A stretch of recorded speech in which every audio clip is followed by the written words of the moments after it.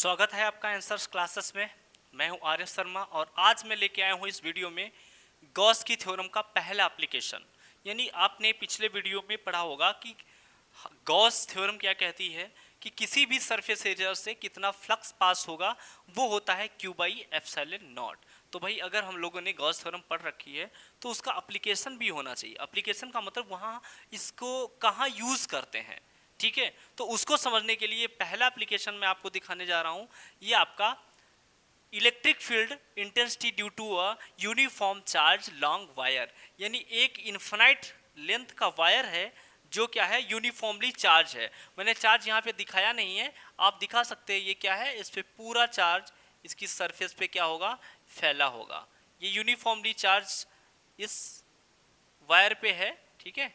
ये काफ़ी लंबा वायर है और इस पे मान लेते हैं ये प्लस क्यू चार्ज क्या है, पूरी तरीके से फैला है।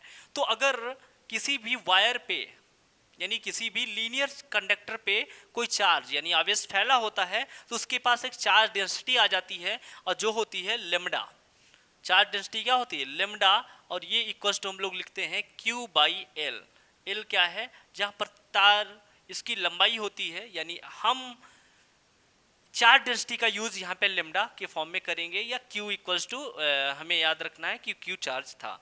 तो अब देखिए ये हमारे पास एक चार्ज वायर है, ये चार्ज यूनिफॉर्मली चार्ज। तो ये देखो ये लॉन्ग वायर है, दोनों तरफ इन्फिनाइट तक गया है, मतलब काफी लंबा है। और उस चार्ज की वजह से, हाँ ये इतना नहीं कि समझ लेना ये बिल्कुल पाताल लोक हो गया है और ये आकाश लोक हो गया, ऐसा नहीं है। मतलब थोड़ा लंबा है और हम उस पर एक छोटा सा एरिया ले रहे हैं। मतलब इस तार की वजह से हम मान लेते हैं आर डिस्टेंस पे क्या पॉइंट है, पी है, जहाँ पे हमें क्या निकालनी है, इलेक्ट्रिक फील्ड निकालनी है, वैद्युत क्षेत्र की तीव्रता ज्ञात करनी है कि इस तार चार्ज की वजह से कितनी यहाँ पे इंटेंसिटी होगी by using of Gauss theorem, Gauss theorem का इस्तेमाल करके, ठीक है। तो इसके लिए देखिए ये आर डिस्टेंस पे कोई पॉइंट पी होगा तो उसकी हमें तीव्रता अगर निकालनी है तो आप देखिए चार्ज है तो चारों तरफ इलेक्ट्रिक फील्ड फेंकेगा, तो इलेक्ट्रिक फील्ड ऑफ लाइन्स ऐसे ही कुछ जाएंगी। मतलब अगर आप ध्यान देंगे ये मार्कर है तो ये जो डॉट आपको नजर आ रहे हैं मार्कर के ऊपर, ये डॉट क्या डिनोट कर रहे हैं, समझ लो इलेक्ट्रिक फील्ड की डायरेक्शन को डिनोट कर रहे हैं। और डी ए यानी ये इसका व्हाइट जो एरिया दिख रहा है ये ऑफकोर्स क्या है, इसका एरिया है ना। ये एरिया वेक्टर इसके नॉर्मली होगा यानी परपेंडिकुलर, दोनों की डायरेक्शन सेम होगी, कहने का ये मतलब है हमारा, ठीक है। तो दोनों की डायरेक्शन सेम है यानी इसके बीच का एंगल क्या होगा, जीरो होगा, ये बात हमें ध्यान रखनी है। तो इसके लिए हमें करना क्या होता है, इस पॉइंट P के चारों ओर छोटा सा एलिमेंट्री एरिया ले लेते हैं और फिर एक गॉसियन सरफेस ड्रा करते हैं। ये जो डॉट सिलेंड्रिकल आपको एरिया दिख रहा है इसको बोलते हैं गॉसियन सरफेस, गॉसियन सरफेस, ठीक है, या गॉसियन फिगर। गॉसियन फिगर एक या गॉसियन सरफेस ड्रा कर लेते हैं। ऐसी जैसा जिस तरीके का हमारे पास कंडक्टर होता है उसी तरीके का हम गॉसियन सरफेस ड्रा करते हैं। क्लियर है।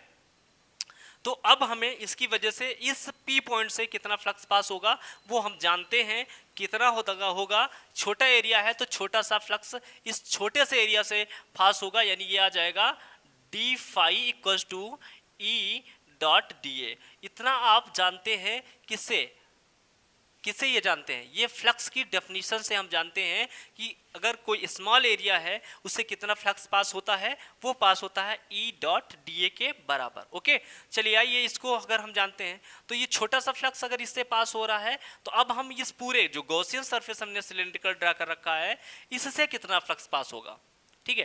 पहले क्या करेंगे, छोटे से एरिया से पास होने वाला फ्लक्स निकाल लेंगे जो कि होता है E D A, E dot d ए, ठीक है। उसके बाद हम क्या करते हैं, इस पूरे गॉसियन सरफेस से कितना फ्लक्स पास होगा। तो एक चीज ध्यान रखना है, मैंने एक पॉइंट यहां पर भी ले रखा है, इस पॉइंट पर या इस पॉइंट पर, यानी जो इसकी ये मार्कर मैं आपको दिखाऊं, ये जो कर्व सरफेस है इससे तो फ्लक्स पास होगा, बट ये जो एंड है इससे इससे कोई फ्लक्स पास नहीं होगा। क्यों, क्योंकि देखिए इलेक्ट्रिक फील्ड की जो डायरेक्शन है वो इस साइड है, यानी आउट मार्कर के बाहर की तरफ है, 3D में समझिए। और यहाँ पर एरिया जो वेक्टर है वो ऊपर की तरफ है, क्योंकि एरिया हमेशा किसी भी सरफेस के नॉर्मल से डिनोट किया जाता है। तो यहाँ पे एरिया वेक्टर और जो हमारी इलेक्ट्रिक फील्ड लाइंस है उसके बीच एंगल कितना बन रहा है 90, और फार्मूला होता है E D A cos theta, यानी cos 90 जीरो हो जाता है। इस वजह से ना तो इस इंड पे कोई फील्ड होगी ना तो इस इंड पे फील्ड होगी, यानी कि जो इलेक्ट्रिक फील्ड्स होंगी वो केवल क्या होंगी, इसके ये कर्व सरफेस के परपेंडिकुलर ही होंगी। ओके, तो इन पॉइंट्स को हम निग्लेजिबल कर दे रहे हैं और इसके लिए प्रूफ नहीं करने वाले हैं, हम केवल इन पॉइंट्स के लिए प्रूफ करेंगे। यानी आप ये मार्कर में देख सकते हैं, ये कोई पॉइंट्स हैं, इन पॉइंट्स पे कितनी इलेक्ट्रिक फील्ड होगी इन पे हम प्रूफ करने वाले हैं। तो इसके लिए सबसे पहले हमने क्या किया, इस छोटी से जो एरिया है उससे पास होने वाला जो फ्लक्स होगा वो लिख लिया डी ई डॉट डी ए। अब क्या करेंगे, ई डॉट डी ए से अगर इतना छोटा फ्लक्स पास हो रहा है तो पूरी सरफेस से कितना फ्लक्स पास होगा, तो अब लिखेंगे total flux passing through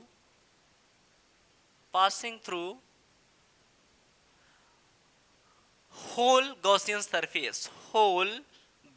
surface, ठीक है, मैंने 60 में लिख दिया है। तो पूरी गॉसियन सरफेस से कितना फ्लक्स पास होगा, तो वही पुरानी वाली रीत हम अपनाएंगे, यानी इसको फाई से डिनोट करेंगे और इंटीग्रेशन लगा देंगे डी फाई का। ठीक है, यहाँ पर डी फाई का क्या कर देंगे, इंटीग्रेट कर देंगे डी फाई को, यानी स्मॉल जो फाई था, फाई का मतलब क्या है, इलेक्ट्रिक फ्लक्स को क्या कर देंगे, इंटीग्रेट कर देंगे और हमको मिल जाएगा पूरा कितना फ्लक्स पास होगा। ओके, तो आइए देखिए यहाँ पे क्या हो रहा है।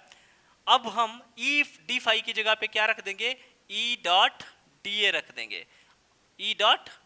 देंगे, और आपको पता है ई डॉट डी ए क्या होता है, E D A cos theta होता है। बट यहाँ थीटा की जगह पे हमको क्या ले लेना है, कॉस जीरो। क्यों, क्योंकि यहाँ पर पी पॉइंट की अगर बात करें, ई और डी ए के बीच का एंगल कितना है, जीरो है, तो यहाँ पे थीटा की जगह हम क्या कर देंगे, कॉस जीरो। और आपको पता है कॉस जीरो की वैल्यू कितनी होती है, 1 होती है। यहाँ पे लिख देंगे कॉस जीरो क्या होता है, 1 होता है, तो ये आ जाएगा ई डॉट डी ए।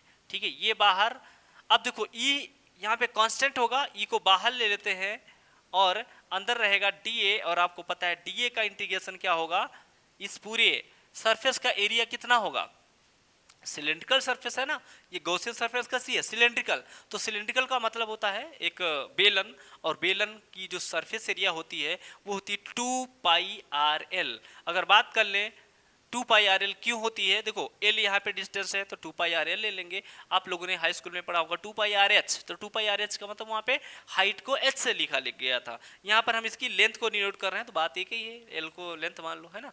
वो कहते हैं ना कि नानी की धी को मौसी कहता है, हाँ, तो कोई नोट वरी। तो यहाँ पर देखिए डी फाई की जगह पे हम क्या कर लेंगे, ई डी ए ले लेंगे, और ये हमारा क्या आ जाता है, एक्चुअल में फाई आ जाता है। और यहाँ तक ए की जगह पे हम लोग सीधे वैल्यू डाल देते हैं, ए की वैल्यू कितनी आ जाएगी, 2πr_l, और ये क्वेश्चन नंबर हमारी 1 हो जाती है। आई होप आपको इतना समझ में आया होगा सबसे पहले। और इतना जो काम मैंने किया है हर एप्लीकेशन में आपको करना है, चाहे वो वायर की वजह से हो, चाहे वो स्फेरिकल सेल की वजह से हो, मतलब कितना भी कोई भी गॉसियन जो एप्लीकेशन होगा, यानी गॉस की थ्योरम का एप्लीकेशन, सब में यहाँ तक आपको करना है। बस यहाँ बदलेगा तो ए, जैसी सरफेस वैसा हम ए डाल देंगे, है ना। तो उसके बाद अब यहाँ क्या करेंगे, इक्वेशन 1 रोक लेते हैं, अब लगाएंगे गॉस की थ्योरम। तो लिखेंगे बट बाई गॉस थ्योरम।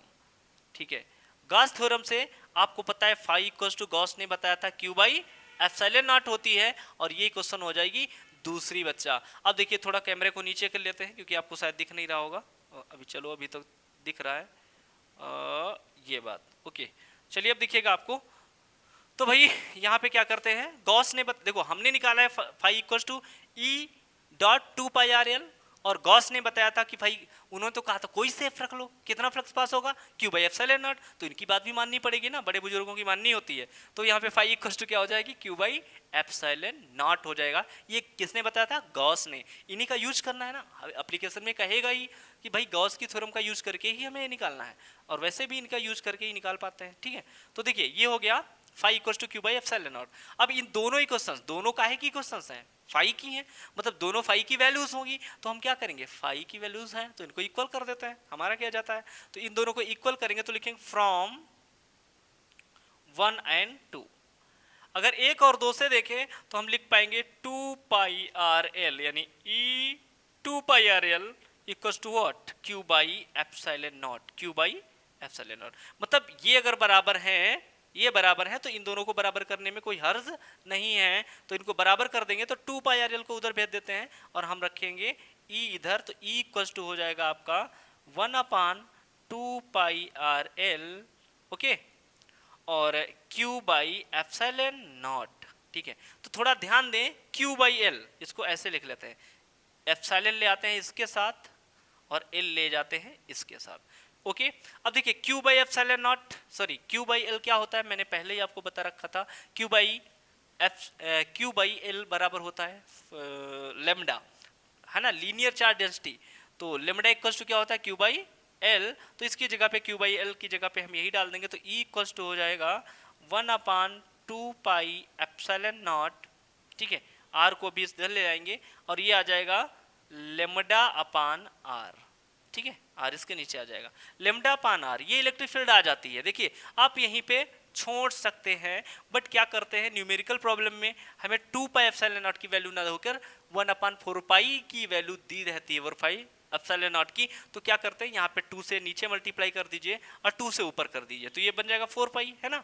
आप इतना लिख सकते हैं बेशक, लेकिन अगर हमें इसे फॉर्मेटिंग करना है तो हम E इक्वल टू लिख पाएंगे 1/4 पाई एप्सिलॉन नॉट। क्यों कर रहे हैं 4 पाई, इसलिए क्योंकि इसकी वैल्यू हमें पता होती है, कितनी होती है 1/4 पाई एप्सिलॉन नॉट, इसकी वैल्यू होती है 9 × 10 की पावर 9, ओके, ये वैल्यू हमें पता है।